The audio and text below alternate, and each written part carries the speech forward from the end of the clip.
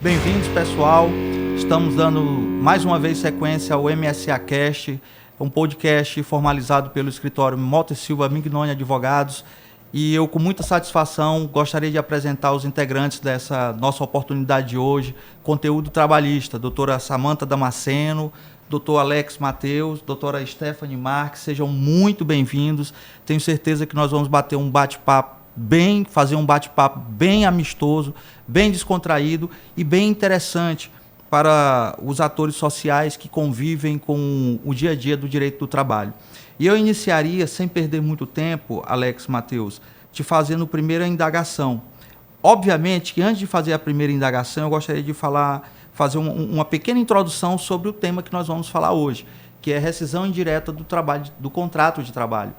Nós conhecemos popularmente a dispensa imotivada do contrato de trabalho e a dispensa por justa causa do contrato de trabalho. É o dia a dia dos maiores fins de uma relação de direito do trabalho.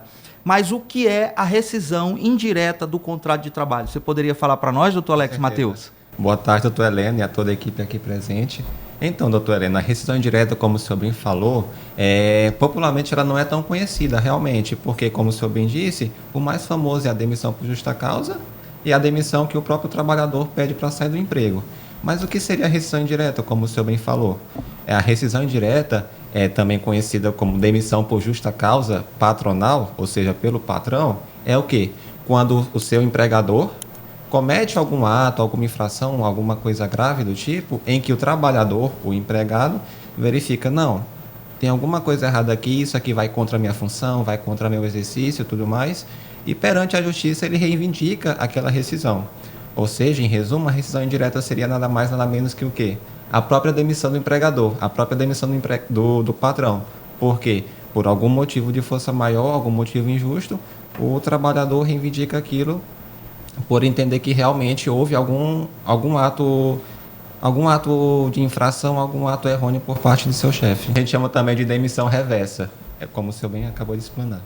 Ah, maravilha. Eu acredito que isso seja ali o que todos mais entendem, né? A demissão do empregador. Mas, doutora Samanta, o que caracteriza a rescisão indireta? Como já dito, né, no início dessa nossa conversa, a rescisão indireta ela vem de uma falta grave do empregador, né? O patrão comete a falta grave.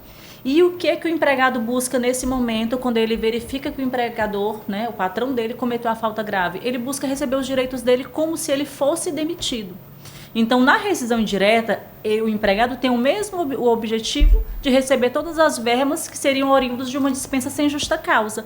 Então, o que vai diferenciar? Né? Nesse caso, ele vai diferenciar porque ela não é uma rescisão comum. Ela é feita mediante uma decisão judicial. Quando há uma rescisão comum, normal, o patrão decidiu por livre e espontânea vontade demitir o empregado, ele já entende que ele precisa pagar as verbas dessa dispensa sem justa causa. Todas as verbas oriundas do contrato de trabalho. Só que quando há a situação inversa, né, que a demissão é do empregador, ou seja, ele cometeu essa falta grave, o empregado precisa provar. E como que ele vai provar? Ele vai provar por meio de uma ação judicial. Então, o contrário de uma da outra é justamente essa. Uma é feita de forma extrajudicial, né, por livre e espontânea vontade do empregador, pelo poder diretivo dele de não querer mais aquele empregado.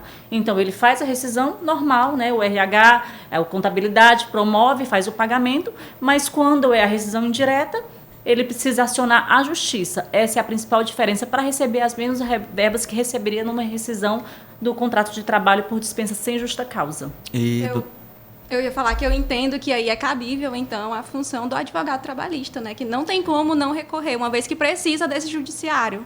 Né? Verdade, doutora Stephanie. Eu ia até fazer uma complementação da observação da doutora Samanta, quando ela falava sobre a rescisão indireta, eu já ia perguntar, então essa rescisão indireta pode ser feita na linha puramente administrativa? Pelo que eu estou vendo, tem que ter a participação do judiciário. Isso, tem que ter. Justamente Maravilha. Isso, tem que ser com a participação do judiciário. Né?